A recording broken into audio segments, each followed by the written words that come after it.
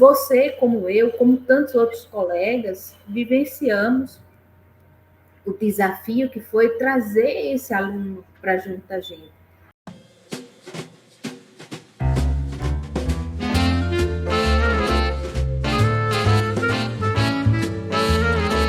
Olá, boa tarde a todas, todos que nos acompanham em mais esse programa do projeto A História em 60 Minutos, um projeto de extensão do Departamento de História do SERES UFRN, que promove entrevistas com profissionais de história de todo o Brasil, no sentido de mapear opiniões, pontos de vista sobre questões muito importantes que envolvem tanto a formação de historiadores e historiadoras, como também a atuação profissional, o campo de trabalho e assim por diante. Gostaria de reforçar que esse projeto é divulgado regularmente no Instagram, no perfil oficial do projeto, @60, escrito por extenso, _história, e que as entrevistas gravadas ficam disponibilizadas todas as sextas-feiras, às 17 horas, no canal do Departamento de História do SERES, institucional, né, e também no canal do Programa de Pós-Graduação em História do SERES, além de ter também um formato em podcast. As entrevistas também estão disponíveis em formato, né, de áudio para se ouvir na plataforma Spotify. Também temos um perfil lá do projeto A História em 60 Minutos, onde todas as entrevistas podem ser encontradas. Hoje na edição de hoje, né, nós temos a alegria de receber a professora Margarida Dias, professora do Departamento de História da UFRN, Natal, e do Programa de Pós-Graduação da mesma UFRN, e também do mestrado profissional em História na unidade também da UFRN. Boa tarde, muito bem-vinda, professora Margarida, tudo bem? Boa tarde, Evandro. É uma alegria estar participando desse projeto. Fico realmente muito honrada e agradecida pelo convite e espero que os que vão nos assistir, né, e aí em qualquer horário que tiverem acesso a esse podcast, que seja uma contribuição para as reflexões sobre história, sobre nossa atuação. Ok. Tá certo. Bom, para começar a nossa conversa, eu queria colocar uma pergunta que eu sempre gosto de abrir a entrevista com essa pergunta, que é bastante ampla, mas que é importante para o projeto, e eu acho que principalmente para quem acompanha no grupo de discussão, que é o seu ponto de vista, né, a sua opinião sobre o que é a história nesse nosso século XXI, nesse contexto atual.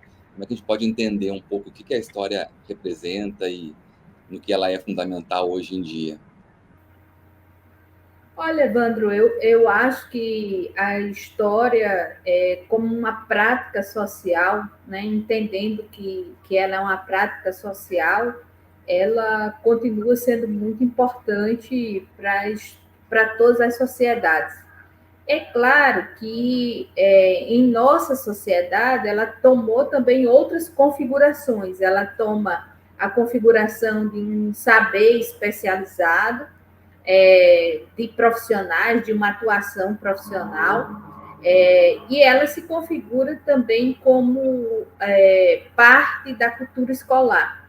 Mas entendendo-a de uma forma geral como prática social, ou seja, como algo que as sociedades que nós temos notícia até hoje a utiliza para se orientar no tempo, para compreender a si própria, né, e compreender os outros, eu acho que ela continua sendo fundamental. Acho que ela se reveste de novas características, acho que ela incorpora novos traços da nossa cultura, né, como em qualquer sociedade, mas continua sendo algo fundante, né, continua sendo algo que, inclusive, nos caracteriza como seres humanos.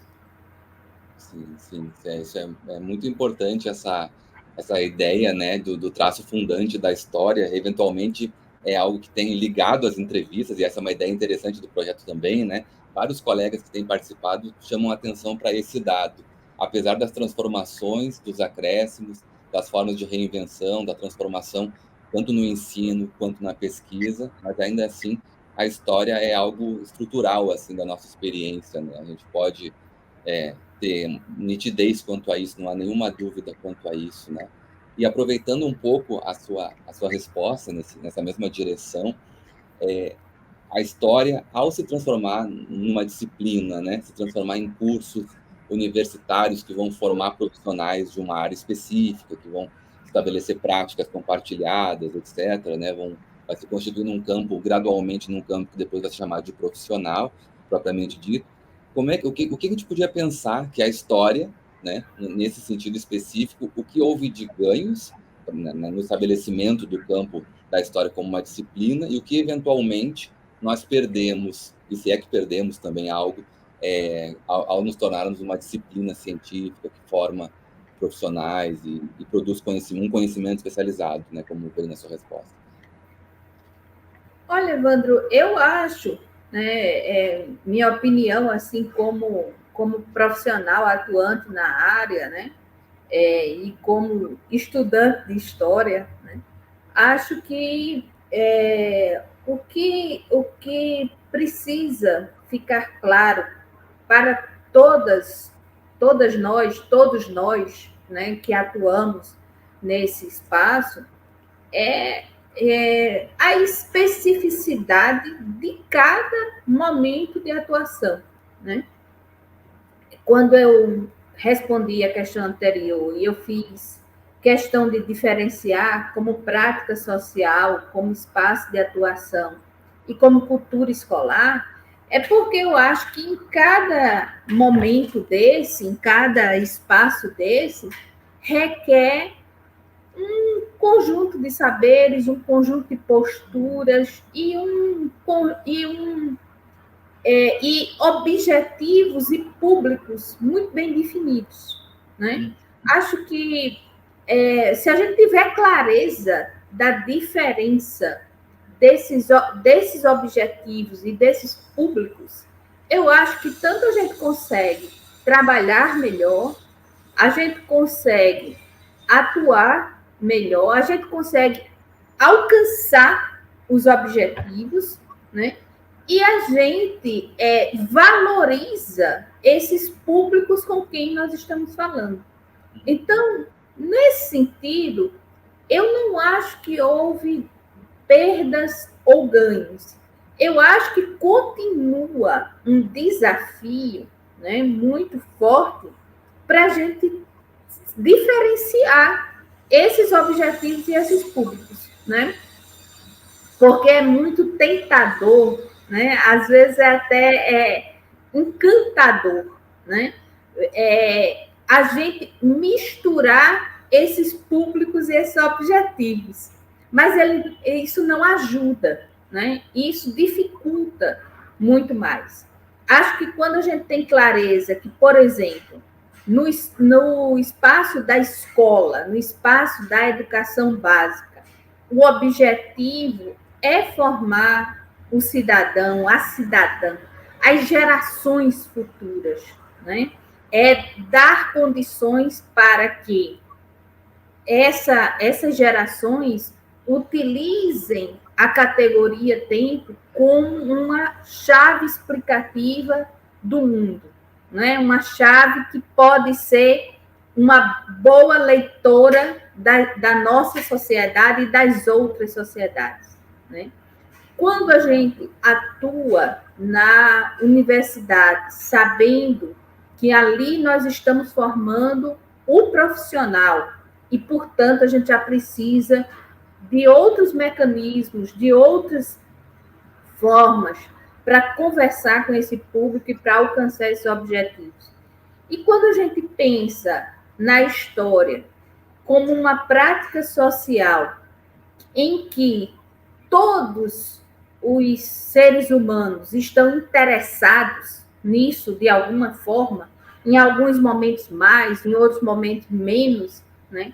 Então, acho que quando a gente tem muito claro essa diferenciação, né, pode nos dar mais garantia de êxito, né? Eu acho que essa é a questão. A gente fica com menos ideia de frustração, menos essa ideia de que, não, as pessoas não gostam da história, as pessoas não valorizam a história, ou, não, as pessoas estão agindo assim porque não estudaram história. Eu acho que essas explicações que às vezes satisfazem, mas que elas são simplistas, né?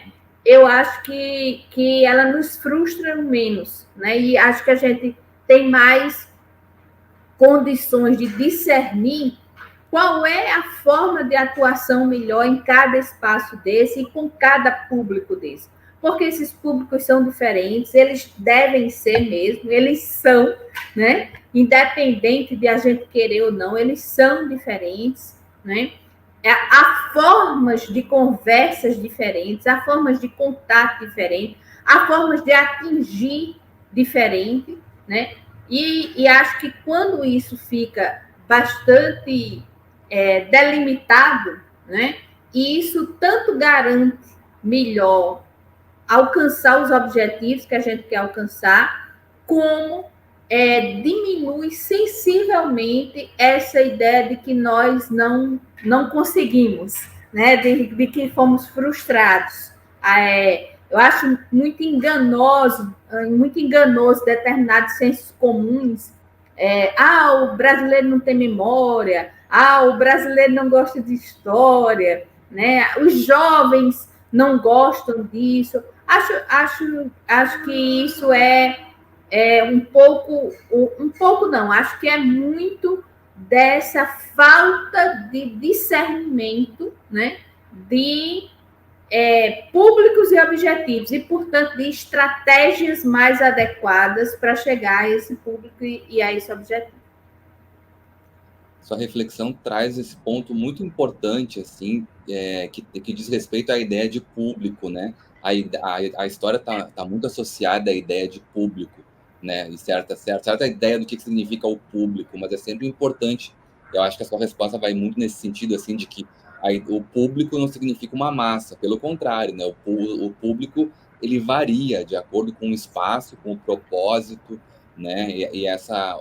E esse é um desafio, a ideia de reconhecer claramente, nitidamente o público, né, e definir as melhores estratégias, e saber que algo que foi pensado para a sala de aula do ensino médio, por exemplo, ao ser transferido para um outro espaço, tem que ser reescrito, tem que ser produzido de uma outra forma, tem que ser direcionado para, né, essa ideia de uma coisa é uma aula numa sala de aula da escola do ensino fundamental, outra coisa é transferir aquilo que foi pensado para uma aula, para uma praça pública, e na universidade é a mesma coisa, né?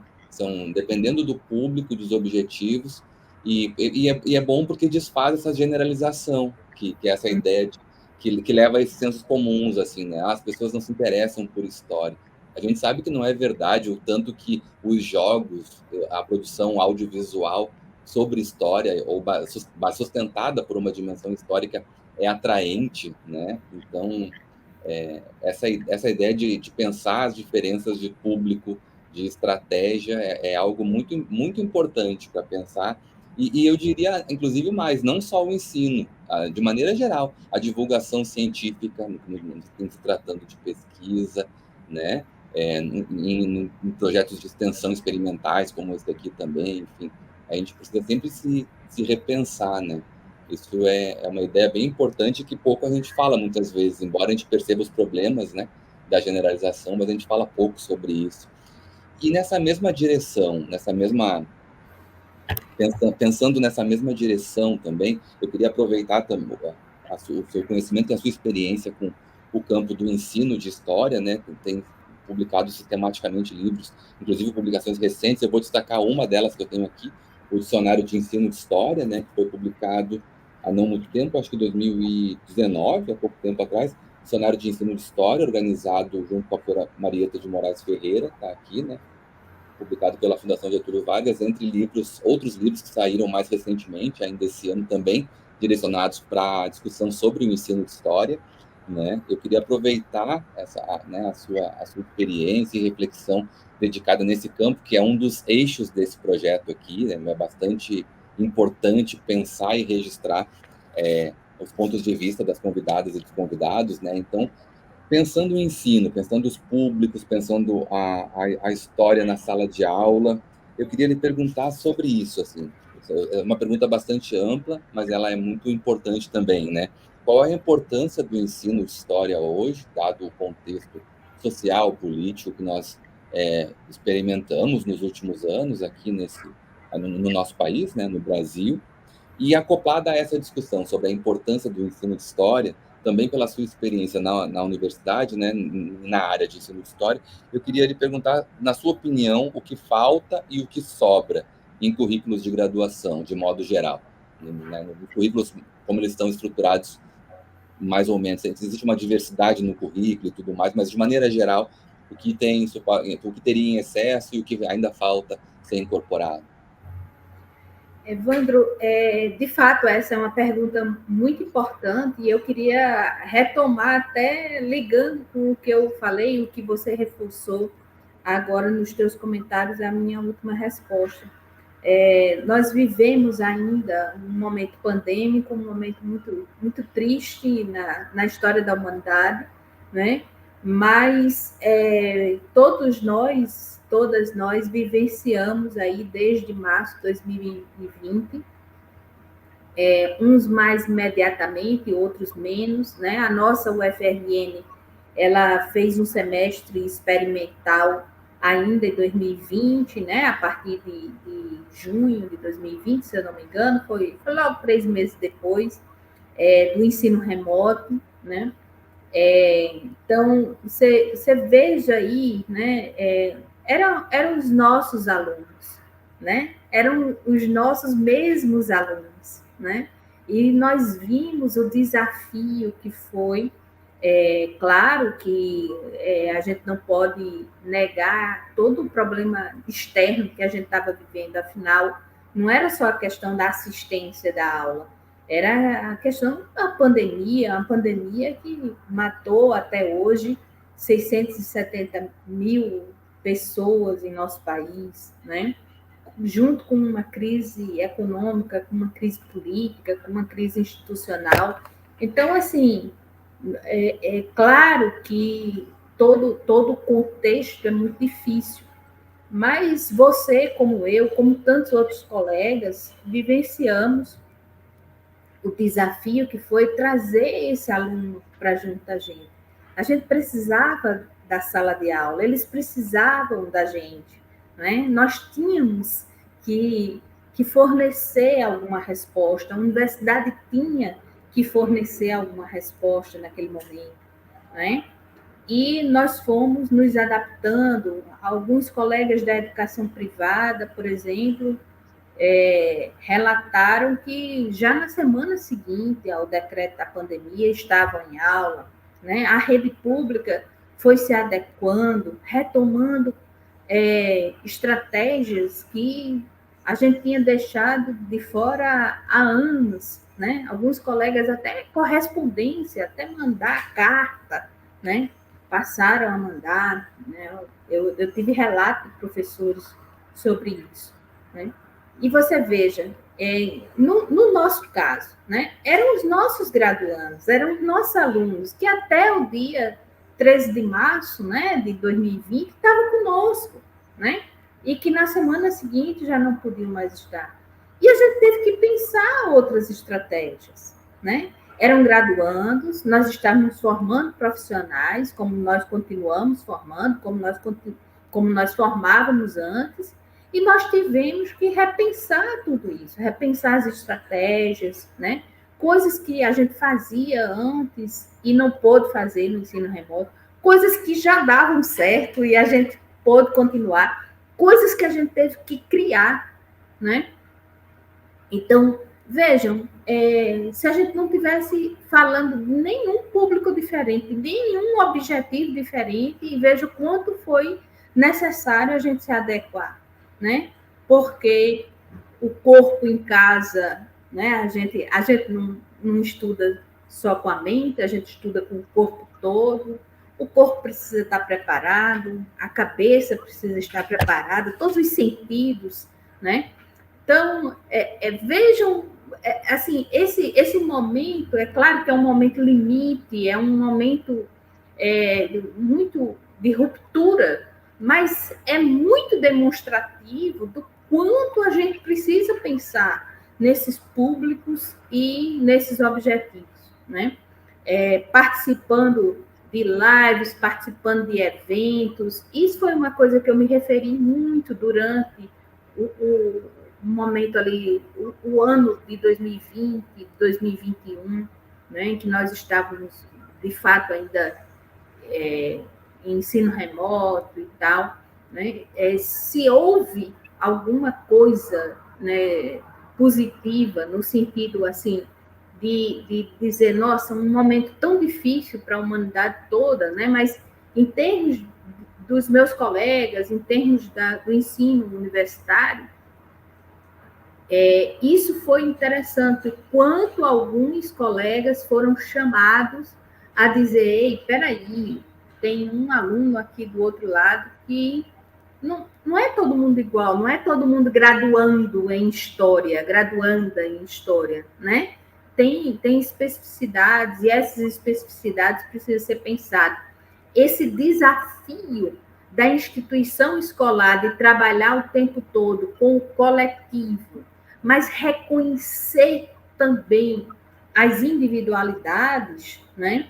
É algo que eu acho que está muito presente, tanto na educação básica quanto no ensino superior. E aí, Wander, passando para essa questão que você me faz, eu acho que o que sobra na graduação, e sobra no sentido ruim do termo, que está saturado, é a oralidade, é a questão de achar que o professor expor é uma aula suficiente, né? Acho isso danoso, né? Danoso não só porque efetivamente não é utilizando um único sentido que a gente trabalha, quer dizer, só escutar, né? Mas também porque a gente não tem a oportunidade de, como estudante, de graduando, de graduanda, de ensaiar, de exercer as possibilidades e as potencialidades da nossa atuação. Eu acredito, e tento fazer isso, né? Mas eu acredito muito, por princípio metodológico, por princípio teórico, de que a sala de aula da graduação é o espaço para formarmos o futuro, a futura profissional de história. E ali ele tem que ser instigado, a gente tem que construir atividades para que eles e elas vivenciem todas as possibilidades de atuação do seu trabalho. E se as nossas possibilidades de atuação têm a ver com a produção do conhecimento histórico, né? Seja na sala de aula, seja no museu, seja na assessoria, seja na pesquisa, eu estarei produzindo conhecimento histórico. Só que, aí voltando ao desafio lá da primeira pergunta, né?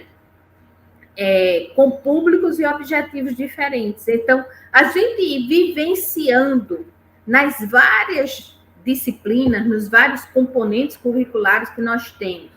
Esse exercício, para mim, é o que falta. Então, se abunda, né, se tem excesso, né, a oralidade, e a oralidade, seja do professor, seja do aluno, né, o que falta, o que eu acho que a gente realmente precisa, inclusive porque as nossas instituições, elas têm condições para isso, né? Eu conheço o SERES, você conhece o Centro de Ciências Humanas, Letras e Artes, nós temos laboratórios, nós temos salas, nós temos condições, professores e professoras altamente capacitados, que tenho certeza que a gente consegue, na sala de aula, nos nossos espaços, como bibliotecas, museus, laboratórios, né, construir estratégias para isso, para esse ser um espaço em que a gente exercita, em que o aluno, em que a aluna, que o estudante, em geral, ele tem condições de ensaiar e errar, ensaiar e errar, ensaiar e errar, errar, acertar, acertar de novo, errar de novo, e nessa construção ele ir vendo tudo que ele precisa para, no futuro, atuar sem qualquer tutoria, sem qualquer necessidade de um professor, né? Aquele momento, de fato, em que o aprendiz se torna profissional. Gostei muito da sua resposta, professora Margarida, porque foi uma resposta de partir de um ponto diferente das outras, assim, no sentido de pensar a importância do ensino nesse contexto da pandemia, né? Isso é um ponto que ainda não tinha aparecido, assim, pelo menos não com essa clareza, assim. Quer dizer, um bom exemplo de pensar sobre a importância da história. Basta a gente olhar para os últimos 2 anos e meio, ver o que se processou, e a gente, inclusive, pôde verificar o quanto o espaço da discussão que envolve a história permite, assim, que a gente possa elaborar coletivamente esse trauma, esse conflito que foi essa experiência, né, da morte próxima, da morte de pessoas próximas, da possibilidade da nossa própria morte, num sentido muito violento, porque é coletivo e que não foi tratado da melhor forma possível no nosso país, também a gente sabe disso, né? Então, a gente parece que a pandemia, esse é um ponto importante para a gente pensar. O que a pandemia afeta o conhecimento histórico para a gente pensar essas questões, né? De como é importante, né? A ideia da história ligada à vida diretamente mesmo, assim, quando você está ensinando, está aprendendo história, você está existindo. Não estudar história é abrir mão de uma parte da existência, né? Não trabalhar com a história é um pouco isso, assim, né? A sua resposta me fez pensar nesse sentido. E também sobre a questão dos currículos e das práticas na sala de aula também, né? Essa ideia do experimentar. E, de fato, eu acho que também os efeitos, assim, das dificuldades da aula remota, por exemplo, aí eu estou falando em termos técnicos, assim, tecnológicos, as limitações, por questões, inclusive, socioeconômicas, de funcionarem, nunca funcionavam igual para todo mundo, né? Tinha aquele aluno que ficava sem cair com a internet boa durante toda a noite, a aula toda, e aquele aluno que pegou a aula toda picada porque caiu 7, 8, 10 vezes durante aquela aula, né? E aí a experiência desses alunos é totalmente diferente. E aí é interessante para a gente pensar como é importante ir além da oralidade, porque até agora, com o retorno presencial, né, às vezes há uma demanda assim por um mundo onde a aula, o professor falando, seria suficiente. E nós temos que recuperar agora de novo as práticas da leitura, dos textos, da discussão, sim, mas previamente, da prática da leitura, da escrita, voltar a fazer avaliações em sala de aula, com tempo cronometrado, muitas vezes sem consulta. Tudo isso são experiências que agora também se colocam para a gente repensar, né? De fato, essa questão da oralidade como suficiente é um problema colocado mesmo, assim, né? Eu acho que é colocado na escola e é colocado também na universidade, de formas diferentes, mas que se apresentam, né?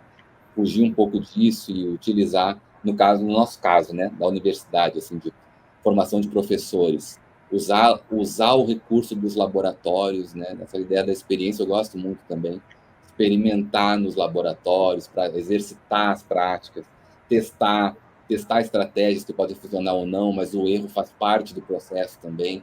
A gente aprende muito, né, aquilo que não dá certo pode ensinar muito também para a gente. Então, eu acho que isso, a sua resposta foi bem instigante, assim, porque é para pensar o problema a partir dessa nossa conjuntura imediata, que ela é tão urgente, né? A gente nem precisa, de fato, se deslocar muitas vezes para contextos distantes, porque aqui já tem uma série de questões para serem resolvidas, estão colocadas para a gente agora, né? Claro que sempre em diálogo com outros contextos, mas agora a gente está sendo muito desafiado, né? Gostei muito da resposta e da especificidade dela. Bom, a gente falou até aqui bastante sobre a importância da história, sobre formação de professores, sobre ensino de história. Aí agora eu queria convidar um pouco a nossa reflexão para ir para o campo profissional, assim, digamos, até se fosse uma lógica cronológica, alguém que se formou e saiu da universidade, se formou, é bacharel ou é licenciado em História e vai trabalhar. Qual é o seu ponto de vista em termos assim, pessoais, né, mas também profissionais, é claro. O seu ponto de vista sobre o reconhecimento da profissão, que veio com a pandemia também, num contexto bastante inusitado, veio o reconhecimento, uma luta de décadas, de gerações que debateram e trabalharam, né, pelo reconhecimento por parte do Estado da profissão de historiador e historiadora, né, e veio agora, há quase 2 anos atrás, veio esse reconhecimento. Qual é o seu ponto de vista assim, sobre essa mudança na lei? Olha, Evandro, eu tenho um olhar, vamos dizer assim, até de 2 momentos diferentes. Eu fui fundadora da Federação do Movimento Estudantil de História, a FEME, e um dos motivos da fundação dessa federação foi exatamente a luta dos estudantes, lá na década de 80, pelo reconhecimento da profissão de historiador, né? Agora, quando a ANPU fez 60 anos, né, fizeram um vídeo, recuperaram uma fala da professora Raquel Gleiser e do professor Silvio Frank Allen, um diálogo entre eles dois, conversando no simpósio de 1981, que foi em João Pessoa. Eu sou da turma de 83 da UFPB, então eu entrei exatamente com toda a memória daquele simpósio nacional, um simpósio que foi muito importante, inclusive porque foi o simpósio que fez a mudança do estatuto da ANPU, que a ANPU passou a incorporar professores da educação básica. Não mudou a sigla, né? Mas deixou de ser a Associação Nacional dos Professores Universitários de História para ser a Associação Nacional de História. Então, quando eu entrei na UFPB, havia entre os alunos e as alunas que estavam lá, e entre os professores, uma memória muito fresca daquele evento, e de um evento que foi muito importante para a UFPB, né, da qual eu sou oriunda, sou filha da UFPB, nasci em João Pessoa, vivi boa parte da minha vida em João Pessoa e me formei na UFPB. Então, lá tinha essa memória muito forte. E era, assim, a ditadura militar estava nos seus finalzinho e tal, e havia toda uma recomposição do movimento estudantil, né? E eu fiz parte de um grupo que a gente organizou, foi um projeto, inclusive, encaminhado para o CNPq pela professora Rosa Godoy, mas foi feito por nós, estudantes. Nós organizamos o Centro de História, Pesquisa e Documentação do Movimento Estudantil. Então, nós começamos a organizar a documentação do movimento estudantil da UFPB, e por conta disso, nós fizemos o primeiro seminário nacional de história do movimento estudantil, que foi nesse seminário, em 88, no ano anterior, a gente tinha criado a Federação do Movimento Estudantil de História. Então, foi esse momento assim, de recomposição mesmo do movimento estudantil. Vieram muitos exilados. O Zé Disseu tinha acabado de voltar do exílio, veio para esse evento como grande liderança lá dos movimentos 68. O Arthur Poerner, o autor de um livro chamado Poder Jovem, que era um livro bem marcante dessa época, né? O Vinícius Caldeira Bran, que foi um dos principais articuladores do SEBRAP, mas ele foi uma grande liderança do movimento estudantil nos anos 60. Então, o movimento estudantil de história tinha muito essa memória essa relação com essa geração de 68, com esse movimento estudantil que a ditadura militar havia abafado. Portanto, as discussões sobre a reforma universitária e tal, e trouxe essa discussão, recuperou essa discussão do reconhecimento da profissão do historiador. Então, eu vivi isso como estudante, e depois, já em 2001, quando eu assumi a vice-presidência da ANPU Nacional, na época em que o professor Edgar Dedeca foi o presidente, eu era vice-presidente, foi um momento também que o professor José Miguel Arias Neto, que é da UEL, do Paraná, ele organizou a revista História Hoje, que na época não era uma revista sobre ensino, era uma revista sobre, a gente chamava assim, questões contemporâneas, né? Na época, a Revista Brasileira de História ainda era em papel, então essa foi a primeira revista digital da ANPU, né?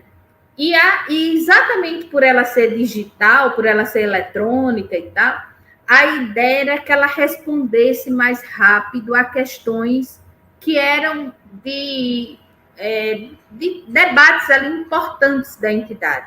Então, por exemplo, num dos primeiros números, eu tenho um artigo historiando todos esses processos que haviam sido apresentados sobre reconhecimento da profissão do historiador. Eu estou fazendo esse prólogo um pouco mais longo, me desculpe, mas no sentido de situar assim, eu tive esses dois momentos, eu tive esse momento de acompanhar isso como estudante, né, e como militante do movimento estudantil, que estava ali à frente dos grupos discutindo isso, e depois, já na diretoria da ANPU, já com essa questão incorporada, vamos dizer assim, eu me referi àquele diálogo entre a professora Raquel Gleiser e o professor Silvio Frank Allen, que está lá no vídeo de 60 anos, porque eles falam sobre a questão da necessidade do reconhecimento da profissão. Então, e havia alguns projetos, havia um projeto de 1986, né, que foi apresentado ao Congresso e tal. Então, nesse artigo que eu escrevi para História Hoje, eu recupero todo esse período. E eu tô te falando isso, Evandro, para te dizer o seguinte, eu acho uma grande vitória, de fato, nossa, da categoria de profissionais de história. Acho isso tudo muito importante. Acho que há um certo equívoco, algumas pessoas acham que isso tem a ver com a questão do exercício docente, aí isso precisa ser esclarecido. A questão da formação do professor é toda parte, né? Nós temos uma legislação própria da formação do professor, mas acho sim que para a atuação do bacharel em História e mesmo do licenciado, mas que vai atuar nessas outras áreas, acho uma grande vitória. Agora, acho que essa vitória traz exatamente para os cursos de graduação esse desafio, né? Vamos lá, eu não vou falar das outras instituições, que a gente não tem autoridade para falar das outras instituições, né? Mas acho que para falar da nossa própria, eu acho que a gente pode um pouquinho, não é, Evandro? Então, veja, vocês têm o Museu do Seridó, nós temos aqui o Museu Câmara Cascudo, temos o Museu de Ciências Morfológicas, né? Tem 3 museus, a UFRN tem 3 museus. Nós temos vários centros de documentação, né? Nós temos vários laboratórios que tanto eu quanto você já nos referimos, e algum ouvinte pode não entender que laboratório é esse, mas nós temos laboratórios que têm grandes acervos documentais. O SERES tem o Labordoc, que é um acervo magnífico, e nós também temos aqui, além de outras coleções que estão ou sob a custódia de grupos de pesquisa ou de outros centros, né? Eu estou lembrando, por exemplo, aqui do Núcleo Temático da Seca, que é do Centro de Ciências Sociais Aplicadas, está sob a guarda e a organização das nossas colegas do Departamento de Ciências da Informação. Mas veja, a Biblioteca Zila Mamed tem uma das coleções de cordel mais importantes do Norte-Nordeste, né? Então, assim, nós temos grandes acervos, nós temos acervos importantes, grandes, não só no tamanho, né, mas na importância, né? E nós temos poucas ações voltadas para que os alunos se formem nesses espaços. Então, é isso, Evandro, que eu acho que é o nosso maior desafio. Porque, veja, o reconhecimento da profissão, ela é importante, a lei é importante, e é um instrumento que a gente pode se apropriar para lutar, tá certo? Mas se a gente não mostrar aos nossos alunos e alunas efetivamente como eles podem atuar ali, né? Isso não fica claro, inclusive para a gente ir em busca desses espaços, né? Este semestre, especificamente, eu, o professor Magno, o professor Santiago, a professora Fabíola, a professora Juliana, nós estamos todos envolvidos em atividades das nossas disciplinas, cada um nas suas disciplinas, mas nós estamos tentando formar um acervo para estudo da história do ensino de história no Rio Grande do Norte. Então, veja, e várias documentações desse acervo já existem, né? O que nós estamos fazendo com nossos alunos é pensar formas de divulgar esses acervos, de criar usuários, né? Porque, veja só, Evandro, a quantidade, né? Eu tenho certeza que você faz isso, eu faço, né? A quantidade de acervos que a gente tem na internet, né? E são pouco explorados, porque construir usuários para museus, construir usuários para centro de documentação, construir usuários para documentos que estão disponíveis na internet, é uma educação, não é?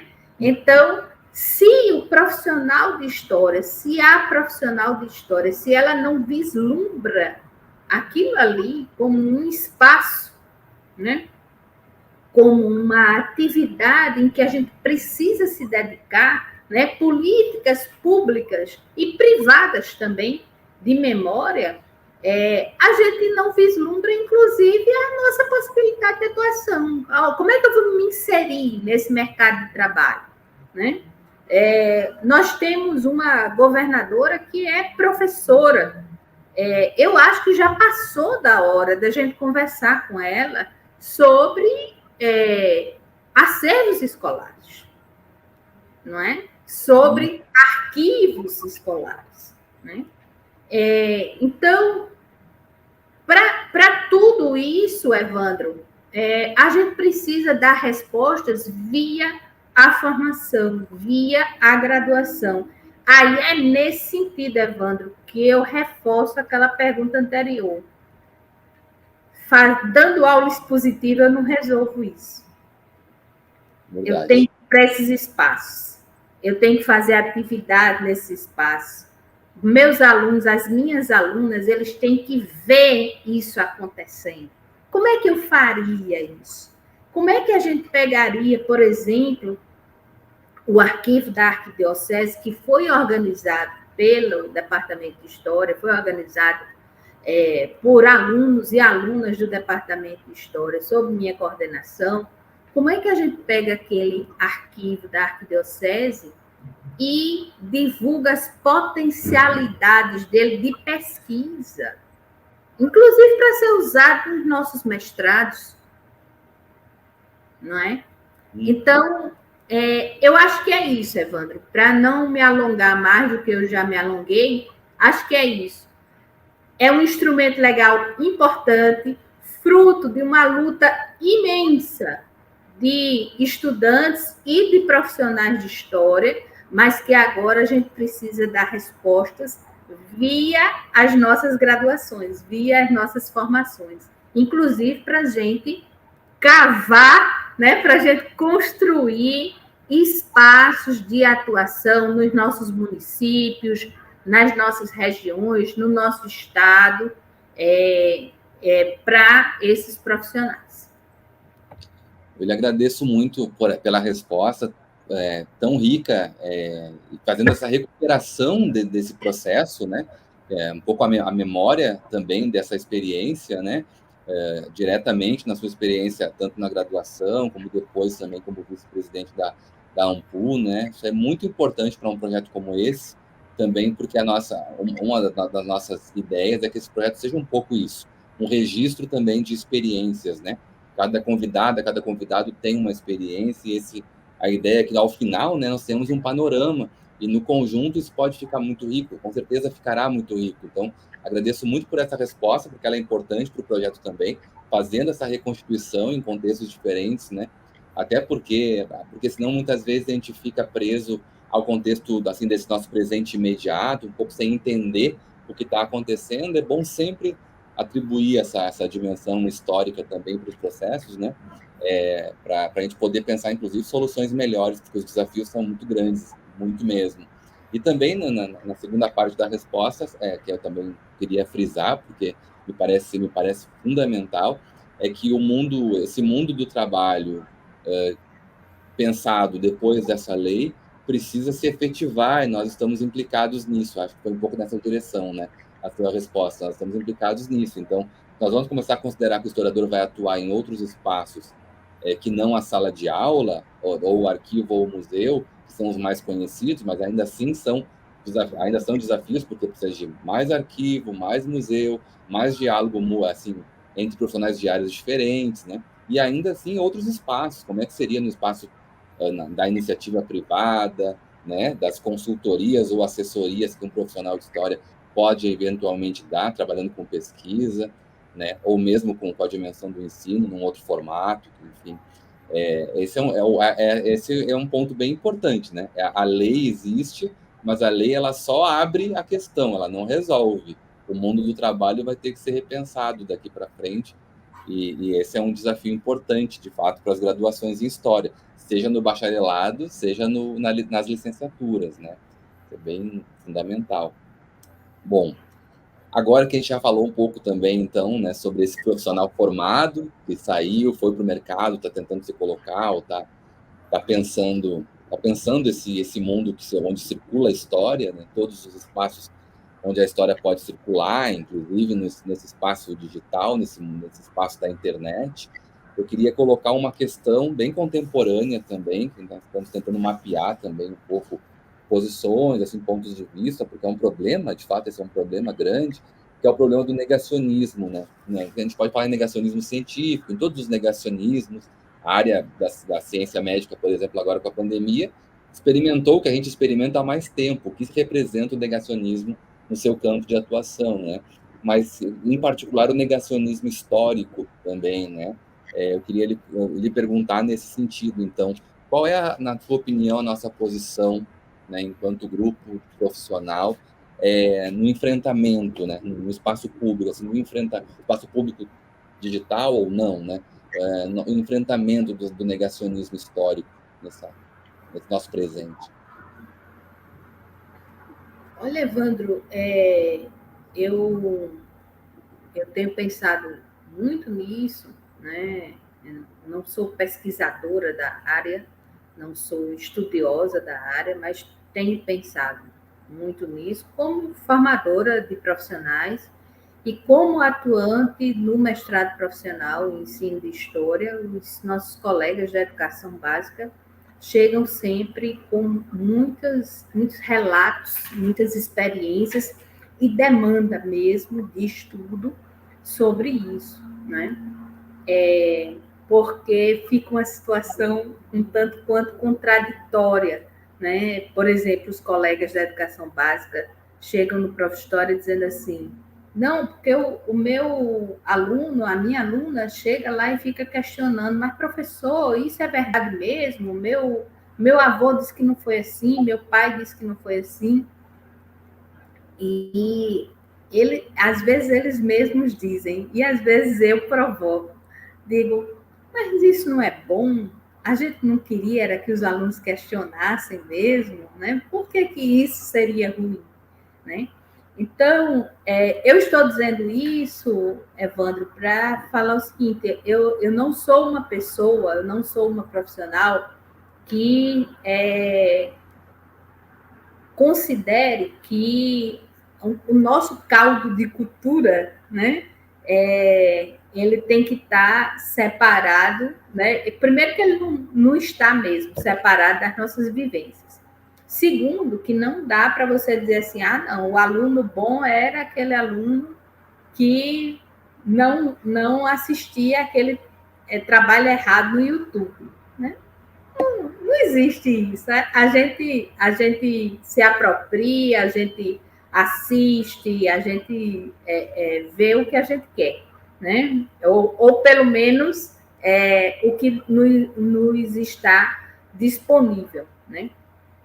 Então, assim, eu não gostaria de cair na simplificação de dizer assim, olha, isso tudo é porque as pessoas querem respostas muito rápidas hoje, muito simples hoje.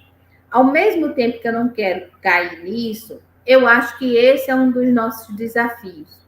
A nossa cultura midiática hoje, ela leva muito a essas respostas mais rápidas. Qualquer coisa mais complicada, né, mais complexa, cansa, né, irrita, né, não satisfaz. E a história é uma das práticas mais complexas, porque ela é interdisciplinar por natureza. Você não tem uma explicação única, né? Você não tem uma variável, você tem N variáveis, você tem uma coisa altamente complexa para estudar, para explicar, né? Eu acho que foi a semana passada mesmo, eu estava conversando com uns alunos, né? E eu dizendo a ele, falando exatamente dessa complexidade, eu dizendo, olha, se eu quiser explicar o impeachment da presidenta Dilma só pela questão da misoginia, eu posso, né? Embora, como pesquisadora, eu não deva desconhecer que há outras motivações, mas eu posso fazer isso. Mas não é porque se possa reduzir a complexidade àquilo ali. É porque a minha limitação como pesquisadora, como estudiosa, e no tempo que eu tenho disponível, no recurso que eu tenho disponível, me leva a olhar só aquilo ali, né? Então, eu acho que muitas vezes se confunde, né, o fato de que quando a gente olha, a gente recorta, a gente subtrai outros problemas e tal, por solução para a gente mesmo, né?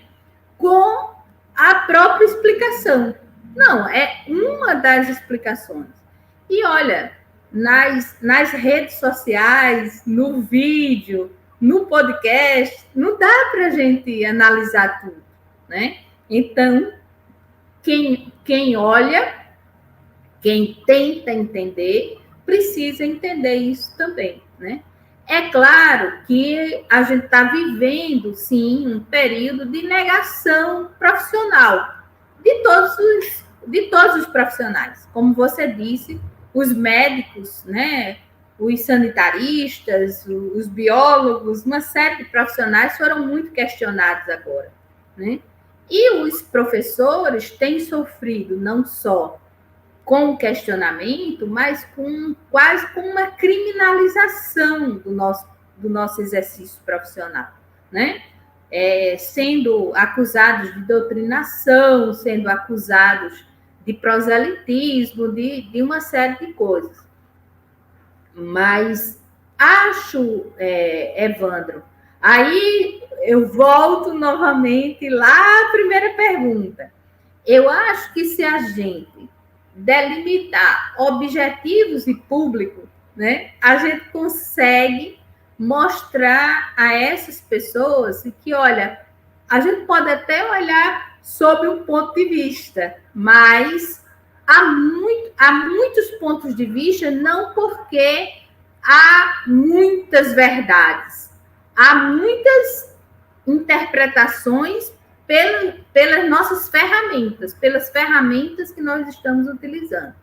Então, acho que o desafio é esse, o desafio é a gente conseguir, mesmo que a gente não tenha tempo para ver todas essas análises, mas ter a consciência de que, olha, eu estou escutando aqui Margarida e Evandro de um ponto de vista, agora eu posso escutar de outro, e não quer dizer que são verdades opostas, quer dizer que são pontos de vista, a gente está olhando sob pontos de vista diferentes. Acho que isso é uma coisa. Agora, Evandro, para provocar mesmo, aí eu tenho plena consciência que é provocação da mais barata.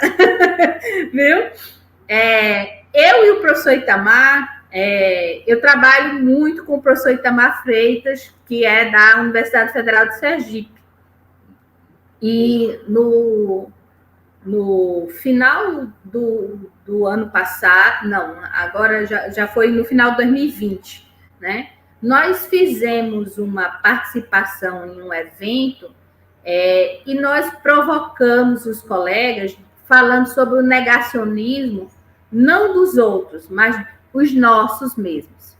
Nós falamos sobre como o campo do ensino de história é negado pelos formadores de professores, porque se ele for negado pelos outros pesquisadores, não tem nenhum problema. O problema está em ele ser negado pelos formadores de professores. Então, a gente falou desse tipo de negacionismo, que aí eu acho que interfere diretamente na formação de professores, e aí eu acho que isso é um perigo muito grande. Sim. Essa questão do negacionismo, ela tem ocupado a nossa vida de uma forma muito violenta, né? Mas foi muito legal ver esse caminho de pensar, assim, em síntese, eu entendi assim a sua resposta. Os pontos de vista fazem parte de uma ciência como a história, né?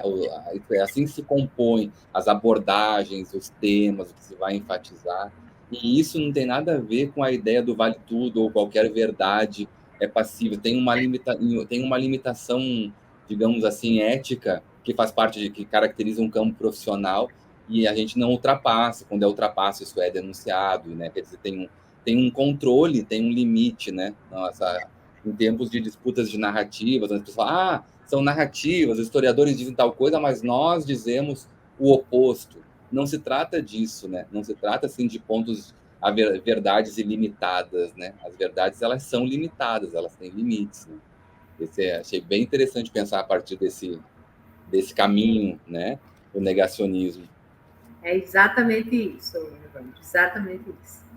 E sobre esse ponto da provocação, eu achei interessante também. O negacionismo do ensino na própria área da formação de professores. Então, isso aí também vale uma reflexão. Fiquei curioso, inclusive, para a discussão que vocês fizeram nesse sentido. Posso compartilhar depois o texto que nós escrevemos, né? Porque esse evento frutificou em uma publicação, e aí a gente mandou esse texto para publicação. Mas é basicamente isso, Evandro. Veja só. Se a gente entender negacionismo como uma negação deliberada de um determinado conhecimento, né, que é fundante, que é importante para um determinado saber, né? Veja, o fato de muitos colegas, né, continuarem formando professores e professoras, ou seja, atuando em licenciaturas, atuando em cursos de graduação, mas desconhecerem não no sentido de que eles não sabem que existe um campo, mas não reconhecerem como um diálogo necessário, né? Esse campo, não é que todo mundo tem que se tornar pesquisador do ensino de história, não existe isso, né? Não é assim, né? Mas que para formar um profissional, né?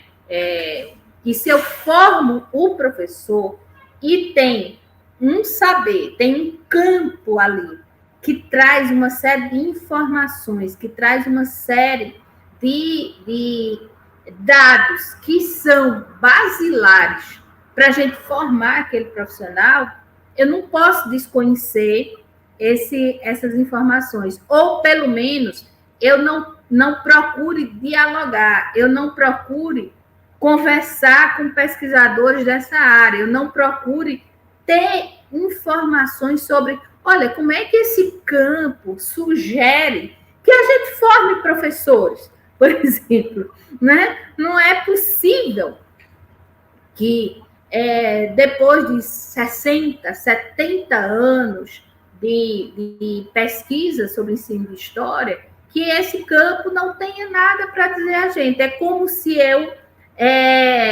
achasse possível formar um profissional de história sem dialogar com o campo da historiografia ou com o campo da teoria da história, né? Isso não é possível, por mais que eu seja professora de falar das minhas próprias disciplinas, a memória e patrimônio histórico, arquivística histórica, história do ensino de história, por mais que eu não dê a disciplina teoria da história, ou só tenha dado lá por volta de 2005 historiografia brasileira, mas eu não posso desconhecer essas áreas, porque essas áreas, elas fundam o que a gente entende como profissional de história. Exato. Então, quando um colega, quando alguém que forma junto comigo o profissional de história, a profissional de história, e ele diz, não tem nada a ver, não quero nem saber, não vou ler isso aqui não faz parte da minha área, né? Ele está negando um saber que é basilar, que é fundante desse perfil profissional. E isso eu e Itamar consideramos um erro crasso, né? Principalmente levando em consideração que, assim, que historicamente ainda hoje são os cursos de licenciatura em História, que são os carros-chefes dos cursos de História, né? Basicamente formamos, ou principalmente, formamos professores, profissionais que vão atuar na docência, né? Então, de fato... Eles são a maioria, né? Exatamente.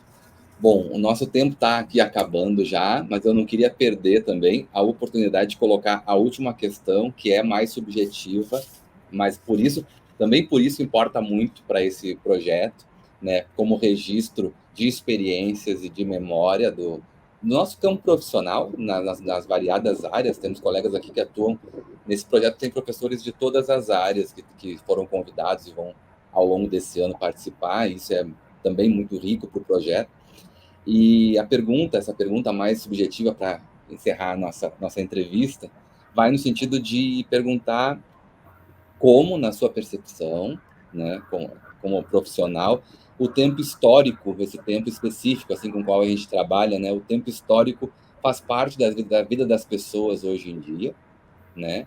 Se faz, como faz, e também, por último, qual é o sentido da história para a sua própria vida? Evandro, eu venho de uma família muito pobre. Meu pai e minha mãe eram agricultores. Meu pai depois aprendeu a arte de pedreiro. Aí ele foi para a cidade, foi para a capital. Ele era do interior, ele era da área do Brejo, Pirpirituba, na Paraíba. Aí ele foi para a capital, João Pessoa. E na capital, João Pessoa, trabalhando de pedreiro, uma vez alguém chegou na obra e o convidou para trabalhar na recém-fundada faculdade, ainda privada, de medicina, no trabalho de embalsamar cadáveres, para a faculdade de medicina, para a disciplina de anatomia. Ele nos contava que o salário era menor, mas ele se fiou, né? Ele se confiou na segurança de ter um salário fixo no final do mês, em vez de estar na incerteza do trabalho na obra. E aí ele foi aprender a embalsamar cadáveres, ficou trabalhando como nessa função lá na Faculdade de Medicina. Depois, essa faculdade foi incorporada à Universidade Federal da Paraíba, e foi assim que ele se tornou funcionário público. Minha mãe era costureira. Nós não tínhamos acesso a bens culturais. Minha mãe e meu pai, eles viveram para o trabalho, eles não conheceram outra vida. Ser professora era algo muito valorizado na minha família. Qualquer profissão era valorizada, né? Mas ser professora era muito valorizado. Eu costumo dizer que a universidade me salvou de uma família muito conservadora, de uma família sem bens culturais, que me deu como sobreviver, mas foi a universidade que me mostrou o mundo, que me mostrou a possibilidade de alargamento da minha experiência, tanto temporal quanto espacial. Então, assim, quando eu disse a você antes, eu sou cria da UFPB, para mim isso não tem nenhum sentido figurativo, isso tem um sentido literal mesmo, né? Porque, apesar de ser filha biológica de seu José e de Dona Margarida, eu sou filha cultural de uma universidade pública que tem uma história muito específica nos anos 80. Aos meus professores, às minhas professoras, eu devo a minha existência como pessoa hoje. A UFRN, eu devo a minha sobrevivência da minha família, mas também toda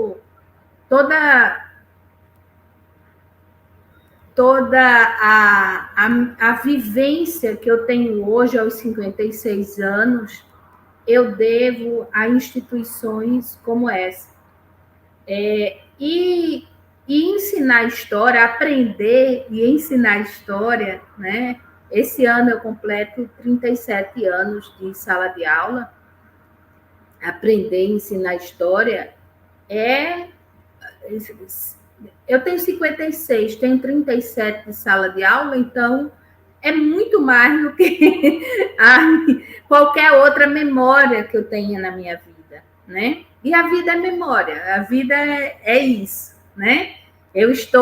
A partir desse ano, eu estou construindo novas memórias, que é uma nova identidade agora, que eu não tinha, que é ser avó, né? Mas as minhas memórias como mãe, como esposa, como filha, são todas elas permeadas pelas memórias de ser professora, de ser estudante, de ser professora. E ser professora, para mim, é formar gente.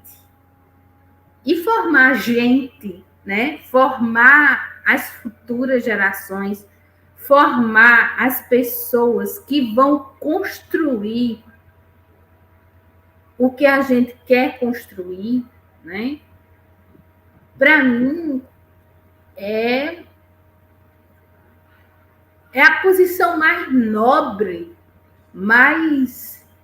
Assim, eu sou muito orgulhosa da minha profissão. Eu tenho, assim, ser chamada de professora, para mim, é assim, é realmente, eu acho que só vai ser superado quando meu neto me chamar de vovó. Eu acho que só aí eu acho que eu vou ter condições de dizer, não, agora tem um outro título que talvez seja diferente, entende? Mas, assim, isso de fato, hoje eu ainda lhe digo, pode ser que daqui a 5, 10 anos, ou se eu viver mais, 20 anos, sei lá, pode ser que daqui para frente isso passe a ser menor, mas hoje, né, só por essa conta mesmo, 56 anos, 37 de sala de aula, só por essa conta, eu não consigo me definir como outra coisa, entende? Então, antes de ser mulher, antes de ser esposa, antes de ser mãe, antes de ser filha, antes de ser tia, antes de ser qualquer coisa, para mim, é ser professora. Continuar me encantando, por exemplo, em estudar história. Né? Eu tô lendo um livro agora e cada vez que eu leio um livro, assim, o meu encantamento em estudar, em aprender, de dizer, nossa, eu não sabia disso, como é que eu não sabia? Isso, para mim, é um revitalizante, é um reenergizante, que é uma coisa absurda. Então, e é isso, para mim a história é isso. Quando eu consigo construir estratégias na sala de aula que os meus alunos e as minhas alunas descobrem a beleza do aprender, aí, para mim, aí eu cheguei ao céu, aí está resolvida a situação. Entende? Quando eles dizem, Margarida, essa aula hoje foi top, né? Ou como eles gostam de dizer, prof, foi show, né? Quando eles vêm com aquelas gírias deles maravilhosas e eles demonstram, seja com o brilho do olho, seja com aquele agradecimento, seja com aquele elogio, né? Que aquilo encantou eles, que aquilo deu aquela mesma energia, aquele mesmo tesão que me dá, aí eu acho que cumpri. Aí eu digo, objetivo e público foram alcançados. Era isso, tá joia. Cumpri o meu trabalho hoje. Muito bom. Professora Margarida Dias, muito obrigado, viu, pela entrevista. Eu lhe agradeço muito, foi ótima a conversa. Outro registro importante para esse projeto. Enfim, quero só registrar de coração mesmo o meu agradecimento. Muito obrigado. Eu que agradeço. E, bom, nós voltamos na semana que vem, né, todas as semanas, reforçando às 17 horas, uma entrevista nova nesse nosso projeto de extensão, A História em 60 Minutos. Até lá. Muito obrigado para quem nos assistiu e quem ainda vai nos assistir no futuro nos canais do YouTube e no Spotify via podcast, tá bom? Obrigado. Tchau, tchau.